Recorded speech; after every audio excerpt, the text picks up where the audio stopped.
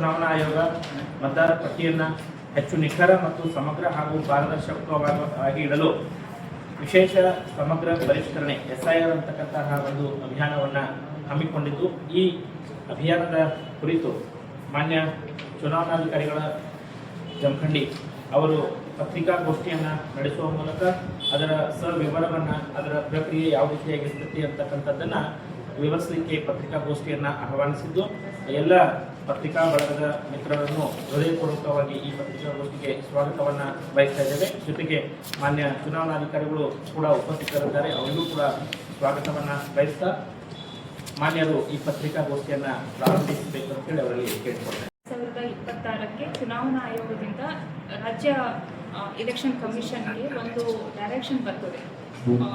3ನೇ ಹಂತದಲ್ಲಿ ಅಂದರೆ ಭಾರತದಾದ್ಯಂತ 2 ಹಂತಗಳಲ್ಲಿ ಇವಾಗ ನಾವು SIR ಸ್ಪೆಷಲ್ ಇಂಟೆನ್ಸಿವ್ ರಿವಿಷನ್ ಅಂತ ಕರಿತೀವಿ. ಮತದಾರರ ಪಟ್ಟಿಗಳ ವಿಶೇಷ ಸಮಗ್ರ ಪರಿಷ್ಕರಣೆ ಇದು 2 ಹಂತಗಳಲ್ಲಿ ಈಗಾಗಲೇ ಬೇರೆ ಬೇರೆ ರಾಜ್ಯಗಳಲ್ಲಿ ಆಗಿದೆ. ನಮ್ಮ ರಾಜ್ಯ 3ನೇ ಹಂತ ಅಂದರೆ 3rd ಫೇಸ್ನಲ್ಲಿ ಸಿಲೆಕ್ಟ್ ಆಗಿದ್ದು, ನಾವು ಇನ್ನು ಮೇಲಿಂದ ಅಂದರೆ 29ನೇ ತಾರೀಕು ಜೂನ್ನಿಂದ 3ನೇ ಹಂತದಲ್ಲಿ ನಾವು ಸಮಗ್ರ ಪರಿಷ್ಕರಣೆಯನ್ನು ಮಾಡ್ತಾ ಇದ್ದೇವೆ.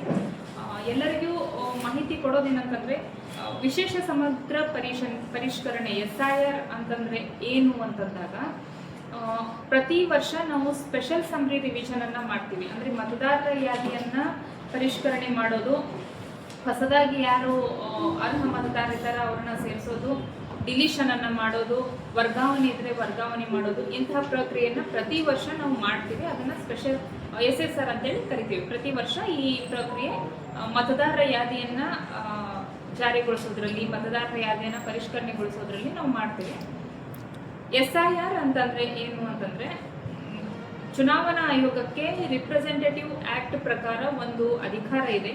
ಯಾವಾಗ ತನ್ನ ಮತದಾರರ ಯಾದಿಯನ್ನು ಸಂಪೂರ್ಣವಾಗಿ ಪರಿಷ್ಕರಣೆ ಮಾಡಬೇಕು ಅಂತ ಚುನಾವಣಾ ಆಯೋಗಕ್ಕೆ ಅನ್ನಿಸ್ತದನೋ ಅವಾಗ ಚುನಾವಣಾ ಆಯೋಗ ಇದನ್ನು ಒಂದು ನೋಟಿಫಿಕೇಶನ್ ಮಾಡೋದ್ರ ಮೂಲಕ ಇಡೀ ದೇಶಾದ್ಯಂತ ಅಥವಾ ರಾಜ್ಯಗಳಲ್ಲಿ ಸೆಲೆಕ್ಟೆಡ್ ಒಂದು 20 ರಾಜ್ಯಗಳಲ್ಲಿ ಮಾಡಬೇಕು, ಇಲ್ಲಿ ಪರಿಷ್ಕರಣೆ ಸರಿ ಇಲ್ಲ ಅಂತ ಹೇಳಿ ಡಿಸೈಡ್ ಆಯಿತು ಅಂತಂದರೆ ಆ ರಾಜ್ಯಗಳಲ್ಲಿ ಅಷ್ಟೇ ಮಾಡುವಂಥ ಅಧಿಕಾರ ಚುನಾವಣಾ ಆಯೋಗಕ್ಕೆ ಇದೆ.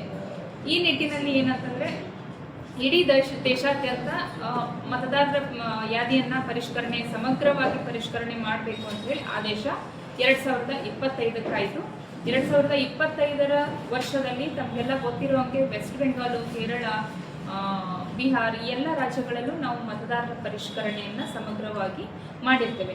ನಂತರದಲ್ಲಿ ಈ ವರ್ಷ ಜಮಖಂಡಿ ಇದು ನಮ್ಮ ಕರ್ನಾಟಕ ರಾಜ್ಯದಲ್ಲಿ ನಾವು ಪ್ರಾರಂಭ ಮಾಡೋರಿದ್ದೇವೆ. ಇದರ SIR ಅಂದರೆ ಏನು, ನಾವು ಏನು ಮಾಡೋರಿದ್ದೀವಿ ಅನ್ನೋದ್ರ ಬಗ್ಗೆ ನಾನು ವಿಶೇಷವಾಗಿ ತಮ್ಮೆಲ್ಲರಿಗೂ ಹೇಳೋದಕ್ಕೆ ಬಯಸ್ತೇನೆ. ಯಾವಾಗ SIR ಮಾಡಬೇಕು ಅಂತ ಹೇಳಿ ಡಿಕ್ಲೇರ್ ಆಗ್ತದಲ್ಲ, ಅವಾಗ 2002 ಅಂದರೆ ಹಿಂದಿನ ಎಷ್ಟು ವರ್ಷ, ಅದಕ್ಕೆ ಇದಿಷ್ಟು ಅಂದರೆ 10 ವರ್ಷ ಆದಮೇಲೆ ಅಥವಾ 5 ವರ್ಷ ಆದಮೇಲೆ ಕಡ್ಡಾಯವಾಗಿ SIR ಮಾಡಬೇಕು ಅಂತ ಯಾವುದೇ ಕಾಯ್ದೆಗಳಿಲ್ಲ. ಯಾವಾಗ ಚುನಾವಣಾ ಆಯೋಗಕ್ಕೆ ಮಾಡಬೇಕು ಅಂತ ಪರಿಗಣನೆಗೆ ತಗೊಂತಾರ ಅವಾಗ ಮಾಡ್ಬೋದು. ಸೊ ಲಾಸ್ಟ್ SIR ಕರ್ನಾಟಕ ರಾಜ್ಯದಲ್ಲಿ ಮಾಡಿರೋದು 2002ರಲ್ಲಿ. ಸೊ 2002ರಲ್ಲಿ ಇರುವಂತಹ ಮತದಾರರ ಯಾದಿಗಳಲ್ಲಿ ಇರುವಂತಹ ಮತದಾರರ ಲಿಸ್ಟನ್ನು ಇವಾಗಿರುವಂತಹ ಮತದಾರರ ಲಿಸ್ಟೊಂದಿಗೆ ನಾವು ಪರಿಷ್ಕರಣೆಯನ್ನು ಮಾಡ್ತೀವಿ. ದ ಮೀನಿಂಗ್ ಈಸ್ 2002 ಒಳಗೆ ಇರುವಂತಹ ಮತದಾರರ ಯಾದಿಯಲ್ಲಿ ಯಾರ್ಯಾರು ಹೆಸರುಗಳಿದ್ವೋ ಅವರನ್ನೆಲ್ಲರನ್ನೂ ನಾವು ಈಗಿನ ಅಂದರೆ ಅರ್ಹ ಮತದಾರರು ಅಂತ ಹೇಳಿ ನಾವು ಅವರನ್ನು ಪರಿಗಣನೆಗೆ ತಗೊತೇವೆ. ಸೊ ಇಲ್ಲಿ 2 ವಿಷಯಗಳು ನಮ್ಮ ಗಮನಕ್ಕೆ ಬರ್ತವೆ. ಏನು ಅಂತಂದರೆ, 2002ರಲ್ಲಿ ಇರುವಂತಹ ಮತದಾರರ ಹೆಸರುಗಳು ಅಥವಾ 2002ರಲ್ಲಿ ಯಾರು ಇದ್ದಾರೋ ಅವರ ರಿಲೇಟಿವ್ಸು ಅಂದರೆ ಮಕ್ಕಳಿರ್ಬೋದು, ಮೊಮ್ಮಕ್ಕಳಿರ್ಬೋದು, ಕಸಿನ್ಸ್ ಇರ್ಬೋದು, ಅವ್ರನ್ನೂ ಸಹ ನಾವು ಪರಿಗಣನೆಗೆ ತಗೊಂಡು 2026ರಲ್ಲಿ ಅವರನ್ನು ನಮ್ಮ ಮತದಾರರ ಯಾದಿ ಒಳಗೆ ಪರಿಷ್ಕರಣೆ ಮಾಡುವಂತಹ ಕೆಲಸ. ಇದು ಮೆಥಡ್ ಅಂತಂದರೆ ನಮ್ಮದು ಒಂದು ವಿಶೇಷವಾದಂತಹ ಉದ್ದೇಶ ಏನು ಚುನಾವಣಾ ಆಯೋಗದಿದೆ ಅಂತಂದರೆ, ಈ ಒಂದು ಪರಿಷ್ಕರಣೆಯಲ್ಲಿ ಯಾವುದೇ ಅರ್ಹ ಮತದಾರರ ಯಾದಿಯಿಂದ ಹೊರಗೆ ಹೋಗತಕ್ಕದಲ್ಲ, ಅಂದರೆ ಹೊರಗುಳಿಯೋಂಗಿಲ್ಲ. ಯಾವುದೇ ಅನರ್ಹ ಮತದಾರ ಇದ್ರು ಅಂತಂದರೆ ಅವರು ಯಾವುದೇ ಕಾರಣಕ್ಕೂ ನಮ್ಮ ಮತದಾರರ ಯಾದಿಯಲ್ಲಿ ಇರುವಂಥದ್ದಲ್ಲ ಅಂಥೇಳಿ ಉದ್ದೇಶ, ಪ್ರಮುಖವಾಗಿರುವಂತಹ ಉದ್ದೇಶ. ಸೊ ಈ ಉದ್ದೇಶದ ಆಧಾರದ ಮೇಲೆ ನಾವು SIR ಅನ್ನ ಕೈಗೊಳ್ಳಿಕತ್ತೀವಿ. ಈಗ ಕ್ಯಾಲೆಂಡರ್ ಆಫ್ ಇವೆಂಟ್ಸ್ ಅನ್ನ ನಾನು ಹೇಳ್ತೀನಿ. ಚುನಾವಣಾ ಆಯೋಗ ನಮಗೆ ಕೊಟ್ಟಿರುವಂತಹ ಕ್ಯಾಲೆಂಡರ್ ಆಫ್ ಇವೆಂಟ್ಸ್ ಯಾವಾಗ ನಾವು ಏನೇನು ಕೆಲಸಗಳನ್ನ ಮುಂದಿನ 4 ತಿಂಗಳು ಮಾಡ್ತೀವಿ ಅನ್ನೋದ್ರ ಬಗ್ಗೆ ಈ ಒಂದು ಕಾಪಿನೂ ತಮ್ಮೆಲ್ಲರಿಗೂ ಕೊಟ್ಟಾರ ಅನಿಸ್ತದೆ. ಓಕೆ, ಅದರೊಳಗೆ ಕ್ವಾಲಿಫೈಯಿಂಗ್ ಡೇಟ್ ಆಫ್ SIR ಅಂತಂದ್ರೆ 1/10/2026 ಈಗೆಲ್ಲ ತಮಗೆಲ್ಲ ಗೊತ್ತದ. ಒಂದು 2 ವರ್ಷದ ಹಿಂದೆ ಕ್ವಾಲಿಫೈಯಿಂಗ್ ಡೇಟ್ ಫಾರ್ ಇದು ಯಾವುದಾದ್ರೂ ಮತದಾರ ತನ್ನ ಹೆಸರನ್ನ ನೋಂದಾವಣೆ ಮಾಡ್ಕೋಬೇಕು ಅಂತಂದ್ರೆ ಕೇವಲ ಒಂದು ಡೇಟ್ ಮಾತ್ರ ಇತ್ತು. ಜನವರಿ 1ನೇ ತಾರೀಕಿನ ನಂತರ ಯಾರು ಎಲಿಜಿಬಲ್ ಇದ್ದಾರೋ, ಯಾರು 18 ವರ್ಷ ಇದ್ದಾರೋ ಅವ್ರನ್ನೆಲ್ಲ ನಾವು ಸೇರಿಸ್ಕೊಂತಿದ್ವಿ.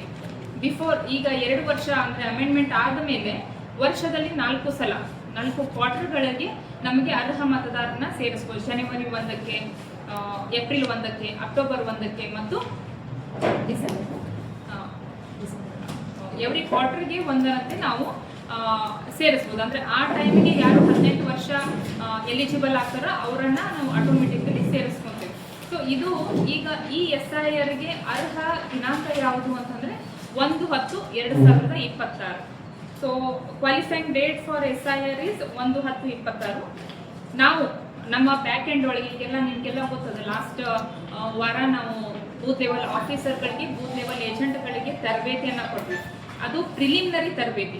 ಅದರ ನಂತರದಲ್ಲಿ ನಾವು ಈಗ ನಮ್ಮ ತಹಶೀಲ್ದಾರರು, ಬೂತ್ ಲೆವೆಲ್ ಆಫೀಸರ್ಗಳು ಮತ್ತು ಬೂತ್ ಲೆವೆಲ್ ಏಜೆಂಟ್ಗಳಿಗೆ ನೇರವಾಗಿ ಗ್ರಾಮ ಪಂಚಾಯಿತಿಯಲ್ಲೇ ಹೋಗಿ ತರಬೇತಿಯನ್ನ ಕೊಡೋದು ಮತ್ತು ಈಗೇನು SIR ಅಂದ್ರೆ ಏನು, ಏನೇನು ಕೆಲಸಗಳನ್ನ ಮಾಡಬೇಕಾಗಿದೆ ಅನ್ನೋದ್ರ ಬಗ್ಗೆ ಮಾಹಿತಿಯನ್ನ ಗ್ರಾಮ ಪಂಚಾಯಿತಿ ಮಟ್ಟದಲ್ಲಿ ಕೊಡೋದಕ್ಕೆ ಪ್ರಾರಂಭ ಮಾಡಿದ್ದಾರೆ. ಇದು ಲಾಸ್ಟ್ 1 ವಾರದಿಂದ ನಾವು ಪ್ರಾರಂಭ ಮಾಡಿದ್ದೀವಿ.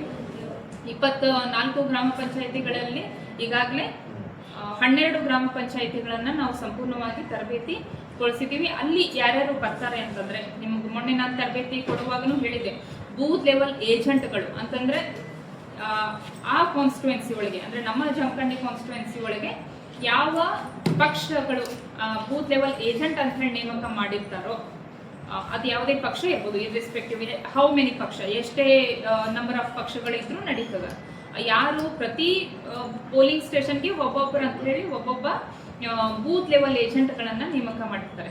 ಅವ್ರಿಗೂ ಸಹ ನಾವು ಇದರದ್ದು ಅವೇರ್ನೆಸ್, ಲೈಕ್ ಏನ್ ನಡೀತದ ಮುಂದಿನ 2-3 ತಿಂಗಳಲ್ಲಿ ಮತದಾರರ ಯಾದಿ ಪರಿಷ್ಕರಣೆ ಮಾಡುವಾಗ ಸಾರ್ವಜನಿಕರು ಅಂದ್ರೆ ಮತದಾರರು ಏನೇನು ದಾಖಲೆಗಳನ್ನ ಕೊಡಬೇಕು, ಬೂತ್ ಲೆವೆಲ್ ಆಫೀಸರ್ ಬಂದಾಗ ಅವ್ರು ಏನು ನಿಮ್ಗೆ ಎನ್ಯುಮರೇಷನ್ ಫಾರ್ಮ್ ಅಂತ ಇರ್ತದೆ ಅದನ್ನ ನಾವು ಸಬ್ಮಿಟ್ ಅವ್ರ ಕಡೆ ಮತದಾರರಿಗೆ ಕೊಡ್ತೀವಿ. ಅದು ಏನು, ಅದನ್ನ ಹೆಂಗ್ ಫಿಲ್ಅಪ್ ಮಾಡಬೇಕು, ವಾಪಸ್ ತಗೊಳ್ಳುವಂತ ದಿನ ಇದು. ಇಷ್ಟು ವಿಷಯಗಳನ್ನ ಅವರಿಗೆ ನಾವು ಮಾಹಿತಿಯನ್ನ ಕೊಡ್ತೀವಿ. ಈ ಪ್ರಕ್ರಿಯೆ ಏನದಲ್ಲ ಅದು ಸಮಗ್ರವಾಗಿ ನಮ್ಮ ಕಾನ್ಸ್ಟಿಟ್ಯುವೆನ್ಸಿ ಒಳಗೆ ಎಲ್ಲ ಗ್ರಾಮ ಪಂಚಾಯತಿ ವಾರು, this is the only constituency ನಾವು ಪಂಚಾಯತ್ ವಾರು ಮಾಡ್ಲಿಕ್ಕೆ ಹತ್ತಿರೋದು. ಲಾಸ್ಟ್ ವೀಕ್ ಏನ್ ಮಾಡಿದ್ವಿ, ಎಲ್ಲರನ್ನೂ ಕರೆದ್ವಿ. ಸುಮಾರು 800-900 ಜನ ಆದ್ರು. ಅದು ಅಷ್ಟು ಇಫೆಕ್ಟಿವ್ ಆಗಿ ಆಗೋದಿಲ್ಲ ಸಾರ್ವಜನಿಕರಿಗೆ, ಅಷ್ಟು ಅಂದ್ರೆ ಬೂತ್ ಲೆವೆಲ್ ಏಜೆಂಟ್ಗಳಿಗೆ ಅಷ್ಟು ಇಫೆಕ್ಟಿವ್ ಆಗಿ ಗೊತ್ತಾಗೋದಿಲ್ಲ. ಅಂಡ್ ಮ್ಯಾಕ್ಸಿಮಮ್ ನಮ್ಗೆ ಆ ಕಡೆ ಗದ್ಯಾಳ, ಸಾವಳಗಿ ಆ ಕಡೆ ಭಾಗದವರು ಒಂದ್ ಸ್ವಲ್ಪ ಬರಲಿಲ್ಲ, ಸುಮಾರು ಜನ ಅಬ್ಸೆಂಟ್ ಇದ್ರು. ಆ ರೀತಿ ಮಿಸ್ಕಮ್ಯುನಿಕೇಶನ್ ಆಗೋದು ಬೇಡ ಅಂತ ಹೇಳಿ ತಹಶೀಲ್ದಾರ್ನೇ ಮತ್ತು ನಮ್ಮ ತಾಲೂಕ್ ಪಂಚಾಯತಿ ಕಾರ್ಯನಿರ್ವಾಹಕ ಅಧಿಕಾರಿಗಳು ಇಬ್ರು ಜಂಟಿಯಾಗಿ ಪಂಚಾಯತ್ ವಾರು ಹೋಗಿ ತರಬೇತಿಯನ್ನ ಕೊಡುವಂತ ಕೆಲಸವನ್ನ ಮಾಡ್ತಾ ಇದ್ದಾರೆ. ಈಗ ರಿಮೈನಿಂಗ್ 11 ಗ್ರಾಮ ಪಂಚಾಯತಿಗಳಿದಾವೆ, ಅವು 2 ದಿನಗಳಲ್ಲಿ ಮುಗಿಸ್ತಾರೆ. ಸೊ ಪ್ರಿಪರೇಷನ್, ಟ್ರೈನಿಂಗ್ ಮತ್ತು ಪ್ರಿಂಟಿಂಗ್ ಅದನ್ನ 20 ಜೂನ್ 2026ರಿಂದ 29 ಜೂನ್ 2026ರವರೆಗೆ ಮಾಡ್ರಿ ಅಂತ ಹೇಳಿ ಚುನಾವಣಾ ಆಯೋಗದ ನಿರ್ದೇಶನ ಇರ್ತದೆ. ಅದಾದ್ಮೇಲೆ ನಮ್ಮ ಮೇಜರ್ ಕೆಲಸ ಅಂದ್ರೆ ಇಷ್ಟು ದಿನ ನಾವು ಬ್ಯಾಕ್ ಎಂಡ್ ಒಳಗೆ ಕೆಲಸ ಮಾಡ್ತೀವಿ, ತಹಶೀಲ್ದಾರ್ ಆಫೀಸ್ ಒಳಗೆ ಕೆಲಸ ಮಾಡ್ತೀವಿ. ಇನ್ನು ಮೇಲೆ 30 ಜೂನ್ 2026ರಿಂದ 29 ಜುಲೈ 2026 ಈ ದಿನಾಂಕ ತಮ್ಮೆಲ್ಲರ ಗಮನದಲ್ಲಿ ಸ್ಪಷ್ಟವಾಗಿ ಇರಬೇಕು. ಈ 1 ತಿಂಗಳು ನಾವೇನ್ ಮಾಡ್ತೀವಿ ಅಂತಂದ್ರೆ ಕಡ್ಡಾಯವಾಗಿ ನಮ್ಮ ಬೂತ್ ಲೆವೆಲ್ ಆಫೀಸರ್ಗಳು, ಅವ್ರಿಗೆ ನಾವೀಗ ಫೀಲ್ಡ್ ತರಬೇತಿಯನ್ನ ಕೊಡ್ಲಿಕ್ಕತ್ತೀವಲ್ಲ, ಅವರೆಲ್ಲ ಪ್ರತಿ ಒಬ್ಬ ಮತದಾರನ ಮನೆಗೆ ಕಡ್ಡಾಯವಾಗಿ ಹೋಗ್ತಾರೆ. ಅವರಿಗೆ ಇರುವಂತಹ ಕಂಡೀಷನ್ ಏನು ಅಂತಂದ್ರೆ, ಇದು ಎನ್ಯುಮರೇಷನ್ ಫಾರ್ಮ್ NHR 3 ಅಂತ ಇರ್ತದ, ತಮ್ಮ ಹತ್ರನ ಕಾಪಿ ಕೊಟ್ಟಿದ್ದೀವಿ. ಈ ಫಾರ್ಮ್ ಪ್ರೀ ಪ್ರಿಂಟೆಡ್ ಅಂದ್ರೆ 2026ರ ಜೂನ್ 16ನೇ ತಾರೀಕಿನವರೆಗೂ ಯಾವ್ಯಾವ ಮತದಾರರು ನಮ್ಮ ಮತದಾರರ ಯಾದಿ ಒಳಗೆ ಹೆಸರು ಇರ್ತದಲ್ಲ ಅವ್ರೆಲ್ಲರಿಗೂ ಈ ಪ್ರೀ ಪ್ರಿಂಟೆಡ್ ಎನ್ಯುಮರೇಷನ್ ಫಾರ್ಮ್ ಬರ್ತದೆ. 2 ಕಾಪಿ ಒಳಗೆ, ಡೂಪ್ಲಿಕೇಟ್ ಕಾಪಿ ಒಳಗೆ ಬರ್ತದೆ. ಈ ಕಾಪಿನ ನಾವೇನ್ ಮಾಡ್ತೀವಿ, ಎಲ್ಲ ಬೂತ್ ಲೆವೆಲ್ ಆಫೀಸರ್ಸ್ ಯಾರಿದ್ದಾರಲ್ಲ, ಮತಗಟ್ಟೆ ಅಧಿಕಾರಿಗಳು, ಅವರಿಗೆ 2 ಕಾಪಿ. ಫಾರ್ ಎಕ್ಸಾಂಪಲ್, ನಾನು ಒಬ್ಬ ವೋಟರ್ ಇದ್ದೆ ಅಂತಂದ್ರೆ ನನ್ನ ಹೆಸರಿಗೆ 2 ಕಾಪಿ ಬರ್ತವೆ. ಆ 2 ಕಾಪಿ ಬಂದು ಅವ್ರು ನಮಗೆ ಕೊಡ್ತಾರೆ. ನನ್ನ ಮನೆ ಒಳಗೆ 3-4 ಜನ ಇದ್ರು ಅಂತಂದ್ರೆ ಯಾರಾದ್ರೂ ಒಬ್ಬ adult member of that house, ಹಂಗೆ ಇದೆ ಗೈಡ್ಲೈನ್ಸ್ ಇರೋದು, ಹಂಗೆ ಆಫ್ ದ್ಯಾಟ್ ಹೌಸ್ ಆ 4 ಜನರದು ಅಂದ್ರೆ 8 ಕಾಪಿಗಳನ್ನ ಬೂತ್ ಲೆವೆಲ್ ಆಫೀಸರ್ ಒಂದು ಮನೆಗೆ ಕೊಡ್ತಾರೆ, ರಿಸೀವ್ ಸೈನ್ ಮಾಡ್ತಾರೆ, ಅದು ಅವ್ರ ಪ್ರೊಸೀಜರ್ ಮಾಡ್ಕೊತಾರೆ. ಇಲ್ಲಿ ಬೂತ್ ಲೆವೆಲ್ ಆಫೀಸರ್ಗಳು ಕಡ್ಡಾಯವಾಗಿ ಯಾವ್ದಾದ್ರು ಮನೆ ಫಸ್ಟ್ ವಿಸಿಟ್ ಮಾಡಿದಾಗ ಕ್ಲೋಸ್ ಆಗಿತ್ತು ಅಂದ್ರೆ ಆ ಕ್ಲೋಸ್ ಆಗಿರುವಂತಹ ಮನೆಗೆ ಕಡ್ಡಾಯವಾಗಿ ಅವರು 3 ಸಲ ಹೋಗ್ಬೇಕು. 3 ಸಲ ಹೋದಾಗ್ಲೂ ಸಹ ಈ ಎನ್ಯುಮರೇಷನ್ ಫಾರ್ಮ್ ಅನ್ನ ಕೊಡೋದಕ್ಕೆ ಆಗ್ಲಿಲ್ಲ ಅಂತಂದ್ರೆ ಅವರನ್ನ ನಾವು ಹಿಯರಿಂಗ್ ಕರಿತೀವಿ, ವಿಚಾರಣೆ ಕರಿತೀವಿ. ಅದು ಮುಂದಿನ ದಿನಾಂಕಗಳಲ್ಲಿ ಶುರುವಾಗ್ತದೆ. ಸೊ ಕಡ್ಡಾಯವಾಗಿ ನಮ್ಮ ಬೂತ್ ಲೆವೆಲ್ ಆಫೀಸರ್ಗಳು 3 ಸಲ ಹೋಗಿ ಎಸ್ ಇಲ್ಲಿ ಈ ಮನೆ ಒಳಗೆ ಯಾರೂ ಇಲ್ಲ, ಈ ಮನೆ ಕ್ಲೋಸ್ ಆಗ್ಯದ, ಬಂದಾಗ್ಯದ ಅಂತ ಹೇಳಿ ಅವರು ಒಂದೊಂದು ಚುನಾವಣಾ ಆಯೋಗದಿಂದ ಒಂದು ಸ್ಟಿಕ್ಕರ್ ಕೊಡ್ತಾರೆ, ಕೆಂಪು ಕಲರ್ ಸ್ಟಿಕ್ಕರ್, ಕ್ಲೋಸ್ ಆಗಿರುವಂತಹ ಮನೆಗಳಿಗೆ ಅದನ್ನ ಹಚ್ಚಿ ಬರಬೇಕು. ಕ್ಲೋಸ್ ಆಗಿರ್ಲಿಲ್ಲ, ಅವ್ರು ಅವೈಲಬಲ್ ಇದ್ರು, ಈ ಫಾರ್ಮ್ಗಳನ್ನ ನಾವು ಕೊಟ್ಟಿದ್ವಿ ಅಂತಂದ್ರೆ ಅದು ಪರ್ಪಲ್ ಕಲರ್ ಒಂದು ಸ್ಟಿಕ್ಕರ್ ಕೊಡ್ತಾರೆ. ಅವು ನಮ್ಗೆ ಇನ್ನೂ ಬಂದಿಲ್ಲ, ನಾವು ಮತ್ತೆ ಈ ಎಲ್ಲಾ ದಾಖಲೆಗಳು ಬಂದಾದ್ಮೇಲೆ ಮತ್ತೆ ಸಾರ್ವಜನಿಕರಿಗೆ ತೋರಿಸೋದಕ್ಕೆ ಆ ಸ್ಟಿಕ್ಕರ್ಗಳನ್ನ ಪ್ರತಿ ನಿಮ್ಗೊಂದು ಕಳಿಸ್ತೇವೆ, ಇಲ್ಲ ಮತ್ತೊಂದ್ಸಲ ತಮ್ಮೆಲ್ಲರಿಗೂ ಕರಿತೀವಿ. ಸೊ ಅದನ್ನು ಸಹ ಯಾವ ಮನೆಗೆ ನಾವು ಇವ್ರು ಸಬ್ಮಿಟ್ ಮಾಡಿರ್ತಾರಲ್ಲ ಅವ್ರಿಗೆ ಪರ್ಪಲ್ ಕಲರ್ದ ಚೌಕ ಇರುವಂತಹ ಸ್ಟಿಕ್ಕರ್ ಅನ್ನ ಹಚ್ಚಿ ಬರ್ತಾರೆ. ಇದು ಮ್ಯಾಂಡೇಟರಿ ವರ್ಕ್ BLO ಮಾಡಬೇಕಾಗಿರೋದು.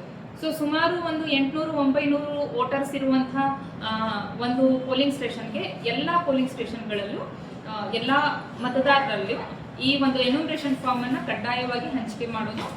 ಅದರ ನಂತರ ಏನು 1 ತಿಂಗಳು ನಮಗೆ ಟೈಮ್ ಅದಲ್ಲ, 30/6/26ರಿಂದ 29/7/26ವರೆಗೂ ಆ ಸಮಯದಲ್ಲಿ ಮತ್ತೆ ಕೊಟ್ಟಿರುವಂತಹ ಫಾರ್ಮ್ಗಳನ್ನ ವಾಪಸ್ ಕಲೆಕ್ಟ್ ಮಾಡ್ಕೊಂಡು ಬರ್ತಾರೆ. ಅವರು ಎಲ್ಲಾ ಮನೆಗಳಿಗೂ ಹೋಗಿ ಎಲ್ಲಾ ಮತದಾರರ ಕಡೆಯಿಂದ ಕಲೆಕ್ಟ್ ಮಾಡ್ಕೊಂಡು ಬರ್ತಾರೆ.